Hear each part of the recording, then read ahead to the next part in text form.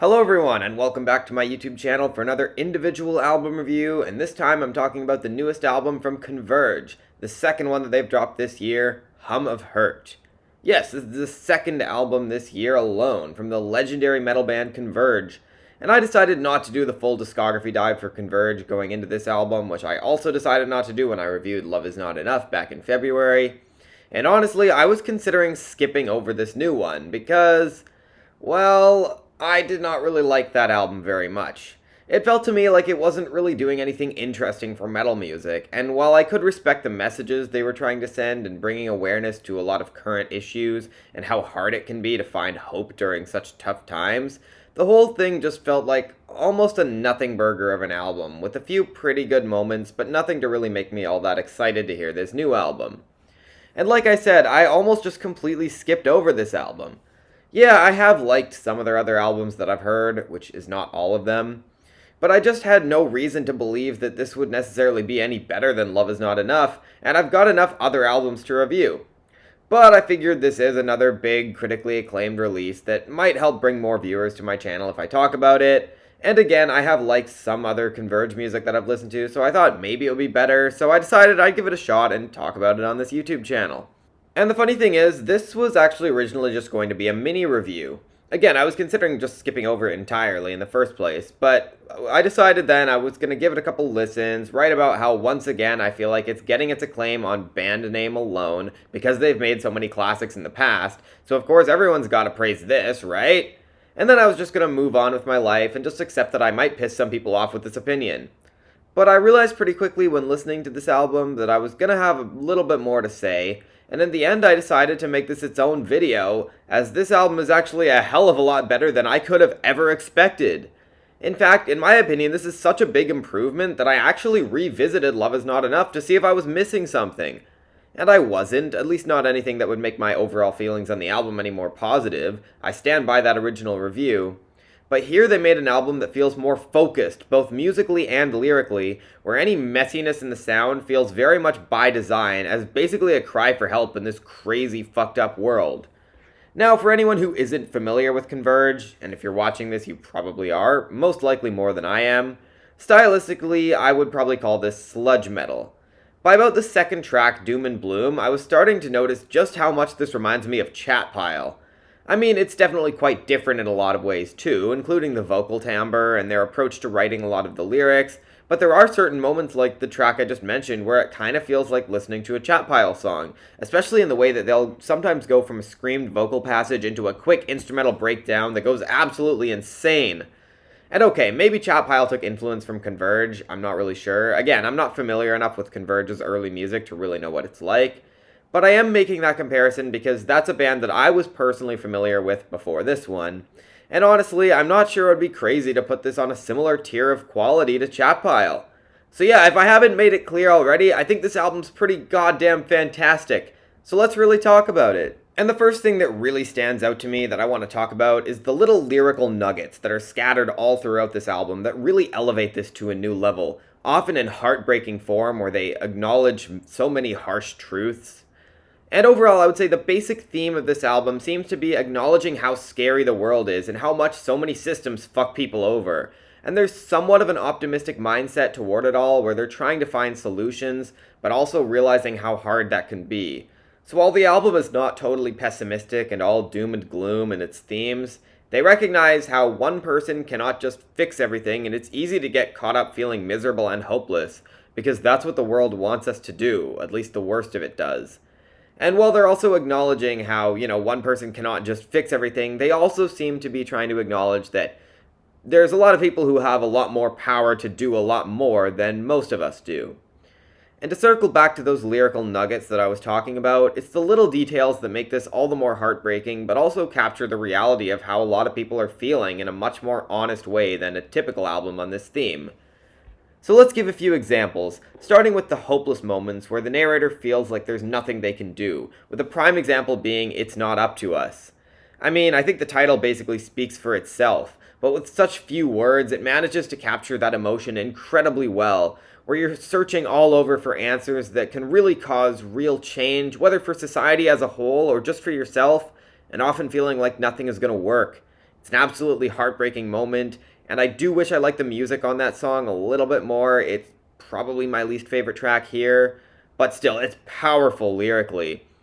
And while the closing line of the song could be read as optimistic, there is no end in sight without the will to fight, where do they specifically say that said will is there? And then it goes into the next track, Dream Debris, which has one of the most heartbreaking song titles on the album, where everything you ever wanted and aspired for has all just become debris. And the imagery used to describe it is hard to even sum up in different words, with lines such as, "When I thought I held your hand, I now know it was a gun." And also, "We were deceived when led to believe we could be anything we wanted to be." Because, yeah, while some people reach their dreams, and it can be a great story when it happens, so many more fail to do so, often not because of anything they did wrong, but because they didn't have a fair chance. And it's all the more heartbreaking when you think of the millions of people dying around the world from wars and hunger and all the other horrible stuff that happens because of corrupt leaders and a lack of effort from those in power to actually help people in need. And they tackle those themes a bit more directly on It Only Gets Worse, although it could be read in a more philosophical way also, and both small scale or larger scale, with a line like, "One lesson I've learned, this world's indifferent to me." And the next two songs after that deal with guilt, where the narrator could have actually done something wrong. It's kind of hard to say because it's not super specific in how it's written, but the song Detonator shows how guilt can destroy some people. And as much as we often say people should be forgiven for their mistakes, where do you draw the line on what's unforgivable? And are we all more biased to protect ourselves from consequence? And then there's I Won't Let You Go, which shows the narrator actually trying to improve, and also how difficult that can be, where one of the most striking lines is how deep dysfunction cuts. And yet there's still a search for hope. And I'll come back to that later, but there are so many little details that really make this all the more striking. Too many to name, but I guess I'll add a few more. So I'll talk about how Doom and Bloom recognizes how in order to solve your problems, you have to make unfortunate sacrifices sometimes. And the title track seems to be making commentary on how people try and hide their bad actions, and it's happening all around us. And I'll even just mention something as simple as a line like "consuming me, protecting you" on the opening track, or one of the album's most haunting lines on Detonator, "There is nothing to win if there's no one to lose." And I think musically the band really finds the right way to really bring together an album like this. For one, the production is rock solid for what it's trying to do. Yes, it's a little bit messy at points, but like I said earlier, I think it adds to the overall album experience and is very fitting for an album like this. It's never an issue with the instruments not being hard-hitting or anything like that. In fact, I think it does the opposite.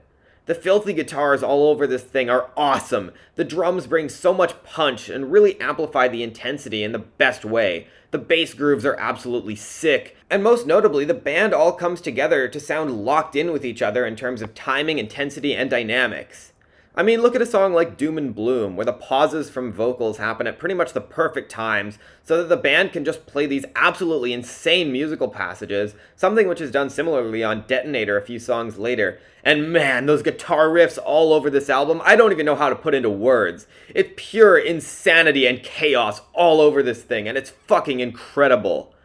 And on top of all of this, there are some subtle musical flourishes on a lot of these tracks to really add so much more to whatever they're trying to get across on those songs.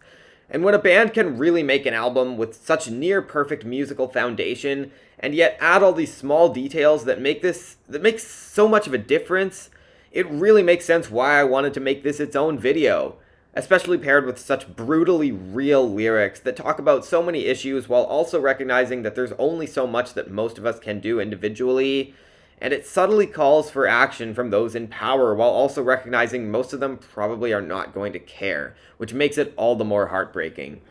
And I haven't even talked yet about Jacob Bannon's vocals, and he absolutely kills it on this album. Whether it be the screamed vocal style that's present throughout most of this album, where he actually does quite a few different variations of it, or some of the more unexpected moments like the full-on howls on the title track. And he manages to capture all these emotions pretty much perfectly, and I'm so goddamn impressed. Again, I was almost considering skipping over this album completely, and yet I'm so glad I chose not to do that, because this album is fucking incredible. I said when I reviewed Love Is Not Enough that this band was putting the sludge in sludge metal, and here I think they're doing pretty much the opposite. Again, the album is way more focused, way more lyrically deep, and the music really builds so much more tension and explodes with awesome breakdowns, guitar riffs, and absolutely phenomenal drumming.